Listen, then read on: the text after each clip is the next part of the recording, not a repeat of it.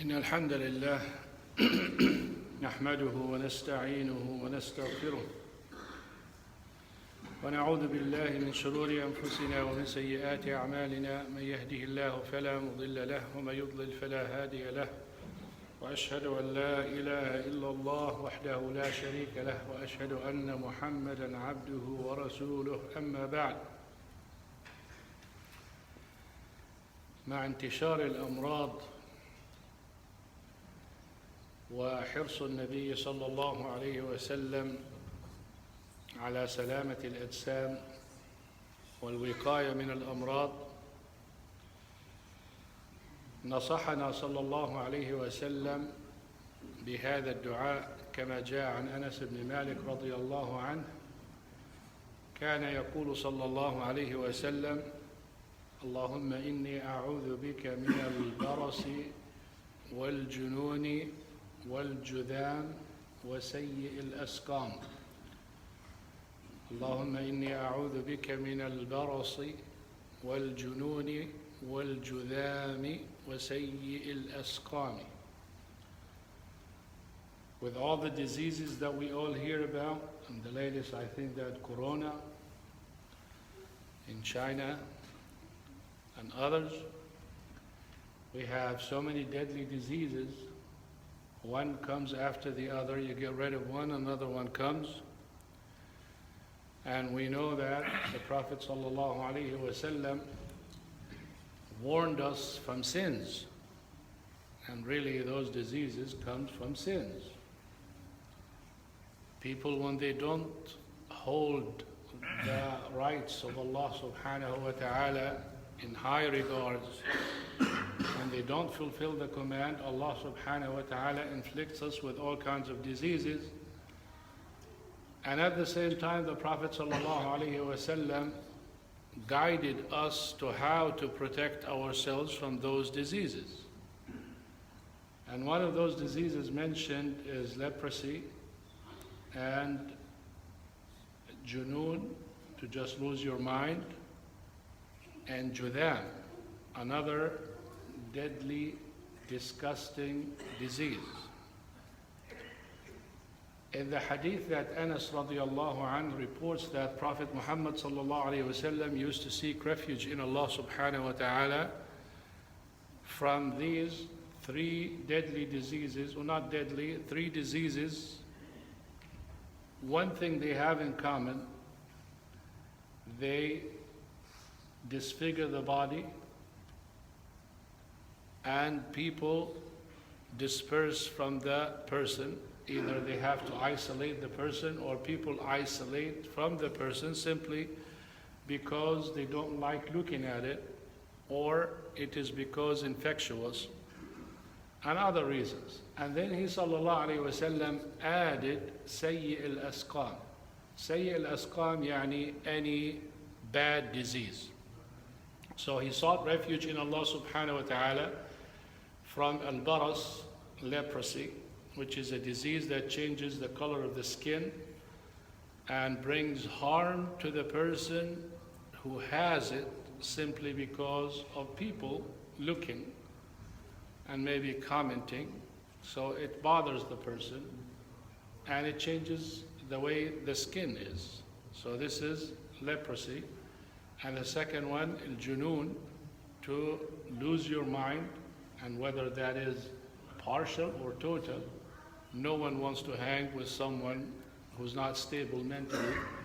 So that also disperses people away from you. And then judam. Judam is an infectious, deadly, disgusting disease. And I say disgusting, and people are disgusted from it because it causes the skin to tear apart, fall off, and skin will be full of pus, and the bones will end up breaking, and the person has to be isolated from other people. This is judam. These three deadly diseases or horrible diseases, the Arab used to hate so much. That's why the Prophet ﷺ mentioned them in particular. But there are others that is just as bad or close. he did not mention, yet he included it in the last phrase when he said, Sayyi al-asqam. Sayyi al-asqam, any bad disease.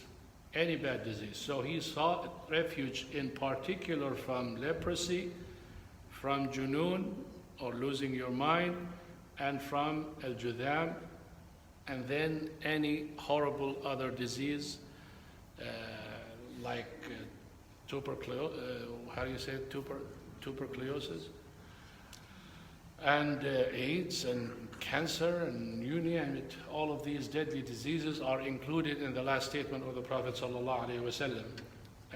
The Arab used to hate those three in particular to the point that they put one of the conditions for the messenger is to not have a disease that has one of those, or anything that causes people to go away from them, or bad manners that makes people disperse from that.